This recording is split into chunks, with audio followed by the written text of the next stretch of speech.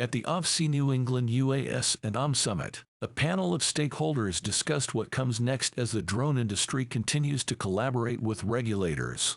With David Boulter as the FAA Associate Administrator for Aviation Safety and Jeffrey Vincent as Executive Director of UAS Integration Office, the agency has reinvigorated the spirit of collaboration and momentum toward drone regulations. While the FAA works towards getting more drones in the air, the agency remains without a permanent administrator or a stable funding package, both of which are critical for the burgeoning drone industry.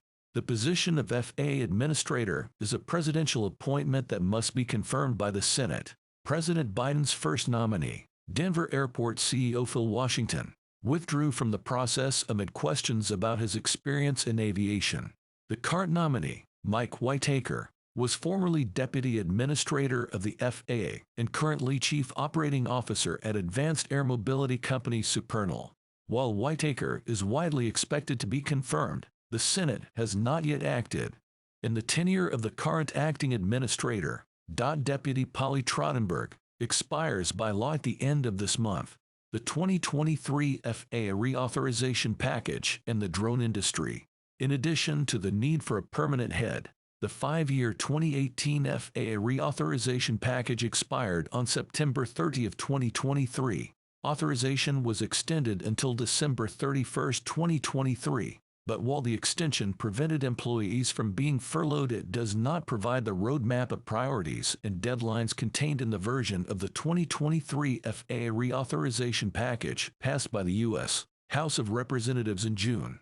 That package is currently stalled in the Senate. Max Rosen, Senior Manager of Government Affairs at leading uncrewed advocacy group OFC, said that a rulemaking to clarify drone flight beyond visual line of sight, BVLOS, is one of the top issues facing the drone industry today, and it's addressed in the 2023 FAA Reauthorization Package currently under consideration. In the current package, the FAA would be required to issue an NPRM, Notice of Proposed Rulemaking, on BVLOS flight within 4 months of the bill's enactment. There's a lot of great language in the House Reauthorization Bill that holds the FAA to some key deadlines, said Rosen. There is a tight deadline on the BVLOS rulemaking, which is critical for scalability of the industry. While the FAA has worked to increase the pace of issuing waivers for BVLOS flight, a rulemaking has lagged since recommendations from the advisory committee were released in March of 2022.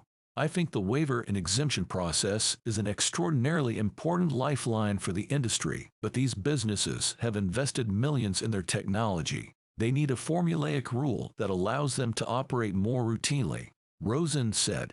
A rulemaking on BVLOS drone flight is not the only important issue addressed in the bill. First and foremost, the bill provides stable funding for programs outlined, allowing the agency to allocate resources appropriately to the mandated priorities.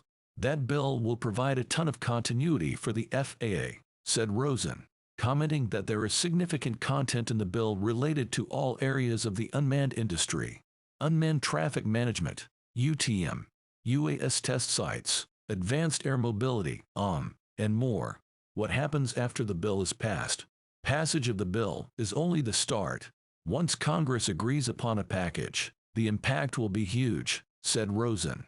Once it's signed into law, there will be the beginning of the implementation period where the FAA will start to think about how to implement those programs and deadlines and how to allocate resources.